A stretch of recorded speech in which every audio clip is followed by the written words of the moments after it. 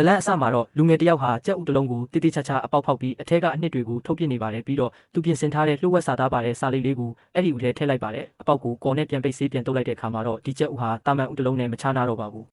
သူ့ရဲ့ပန်းတိုင်စီသွားနေတော့မှတယောက်ယောက်ကသူ့နောက်ကိုခြေရခံလိုက်နေတာကိုသူသတိထားမိသွားပါတယ်သတင်းစာဖတ်ချင်ရောက်ဆောင်ရင်းကြည့်လိုက်တော့သူ့ကိုစောင့်ကြည့်နေတဲ့ထောက်လန်းရေးနှစ်ယောက်ကိုမြင်လိုက်ရတာပေါ့အဲ့ဒီအချိန်မှာပဲလမ်းပေါ်မှာလူအုပ်ကြီးတစုဖြတ်သွားတာနဲ့ကြုံကြိုက်သွားပြီးသူဟာမျက်မှန်ကိုအမြန်ချွတ်လူအုပ်ထဲရောနှောက်ကထောက်လန်းရေးတွေရဲ့မျက်စိကိုလှည့်စားပြီးထွက်ပြေးလွတ်မြောက်သွားခဲ့ပါတယ်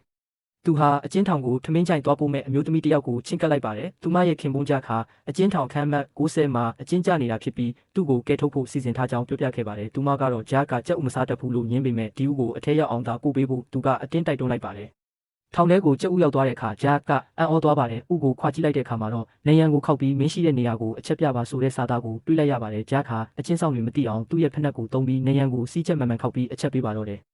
ထောင်ရဲ့အောက်ဖက်မြောင်းထဲမှာတော့ဂျက်ရဲ့တငယ်ချင်းတွေကနှစ်ချက်ကိုတုံးပြီးအတန်ကိုနားဆွနေကြပါတယ်။တနားရီလောက်ကြာတဲ့အခါမှာတော့သူတို့အချက်ပေးတန်ကိုကြားလိုက်ရပြီးမော့စ်ကိုနဲ့အပြန်လန်အတီးပြုတ်ခဲ့ကြပါတယ်။နေရာတိကျသိရတာနဲ့နေရန်မှာရန်တွေတက်ဆင်ပြီးဖောက်ခွဲလိုက်တဲ့အခါမှာတော့ဂျက်တယောက်သူ့တငယ်ချင်းတွေနဲ့အတူအောင်မြင်စွာလွတ်မြောက်သွားခဲ့ပါတော့တယ်။